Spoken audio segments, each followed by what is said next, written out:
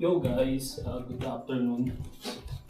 Samahan niyo ako ngayon guys, pupunta tayo sa West Edmonton Mall. I-claim ko na yung insurance ko, yung nakuha kong salamin. So, tara guys.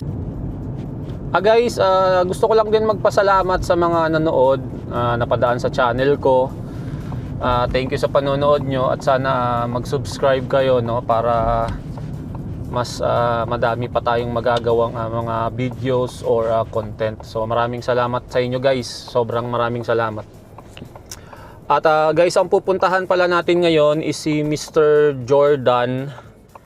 Ibang lahi to siya. Siya ang puntahan ng mga Pilipino pag magpi-claim ng mga salamin, na yung kukuning salamin is yung meta, yung mga walang grado. So doon daw nagpupunta, kaya napuntahan ko rin siya kasi sinuggest din siya ng mga katrabaho ko sa Agropur. Based sa kwento nila, may asawa daw na Pilipina yon, kaya malapit daw siya sa mga Pilipino.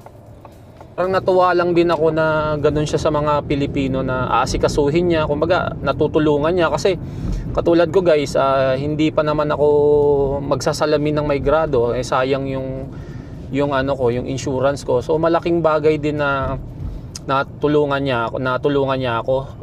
Bibilang ko dapat siya ng kape noon, ng Saturday na yon, last week ata yon. Kaso hindi ko lang na-vlog yon kasi nga naiwan ko yung camera ko. Bibilang ko siya ng kape, nakapila na ako sa Starbucks.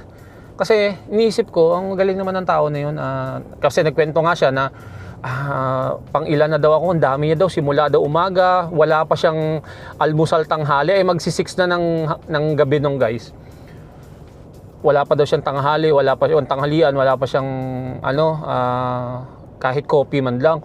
So ako naisip ko, sabi ko, bilhan ko nga ng kape to, kasi total tinulungan naman ako. Kahit alam ko naman may kita siya doon sa mga insurance na yun, pero ang the fact na parang matulungin siya ba, yung tapos pagdating ko doon, nasikaso niya agad ako, na parang naano ako na i-treat ko nga ng kape to, bibilang ko sa Starbucks. Pumila ako ng Starbucks. Ngayon, naisip ko na hanggang 6 lang pala siya. Kasi naalala ko na sabi niya, open ako ng Saturday 10 AM to 6. Nakapila ako sa Starbucks na 5:58 na.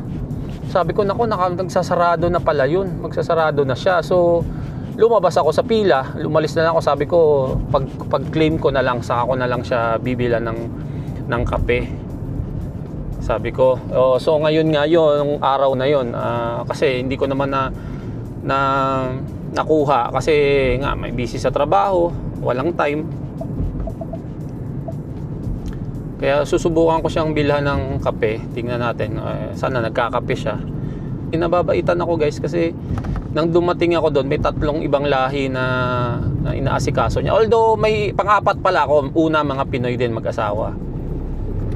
So dilapitan niya ako, sabi niya, are you a Filipino? Sabi ko, oo. So ano ang kailangan mo? Ngayon meron 2 pa doon nagtitingin ng salamin. So sabi ko, unahin mo muna sila, nakakaya. Okay ka lang? Sabi niya, okay lang ako. So inuna niya yung 2. Kaya doon ako natuwa guys, na malapitin talaga siya sa Pinoy. So samahan niyo ako ngayon, puntahan natin siya. Hindi ko alam kung nandun siya, kasi sabi niya, tumawag kasi sa akin ng Wednesday, sabi niya ready to pick up na yung salamin mo. Kung wala ako dito, nandito naman yung stop ko, sabihin mo lang yung number mo tsaka pangalan mo. So hindi ko alam kung nandun siya ngayon. Subukan natin.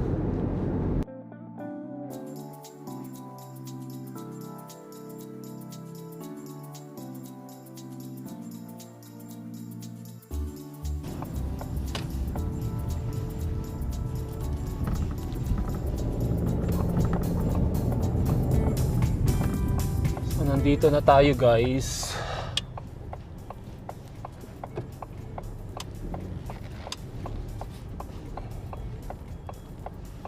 Hanap tayo ng parking.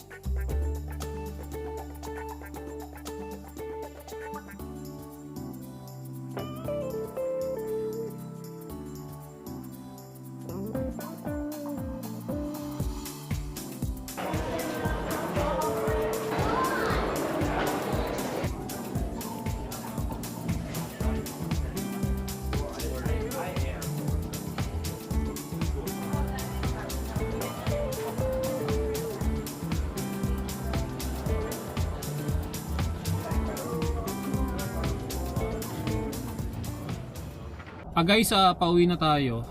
Ito na yung ano ko, yung salamin ko. Anyway guys, kailangan ko pala i-cut yung vlog kasi nga nag-usap kami ni Jordan, ayaw niyang masama sa kahit anong video or mga vlog. So hayaan na natin siya.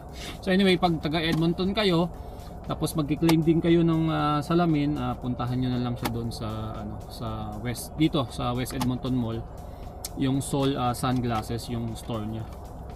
Yun, papakita ko sa inyo guys kung ano yung na-claim ko. So unboxing natin. Yan. May lagayan siya. Ganda ng lagayan niya guys. Ganda. Kasi ito yung gamit ko talaga guys. Mali ko nga dapat hindi na lang pala ako bumili nito kasi mahal din bili ko na ito So anyway guys, ito siya.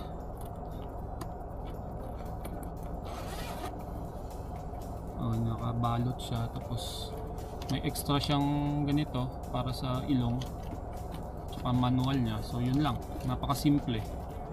Tapos ang ganda ng lagayan niya guys, may print na na O. Ganda. So ito siya. Yan. Ayan, may ano siya dito, may logo siya. So hindi polarized to guys kasi walang polarized na ganitong ganitong design na salamin. Mahilig kasi ako sa classic. So ito yung pinili ko. Yan. Try ko isuot guys ngayon habang nagda-drive pauwi So ayan siya guys. Ganda yung kanya kasi dito, yung rubber niya Ganda ng loob niya. Yan.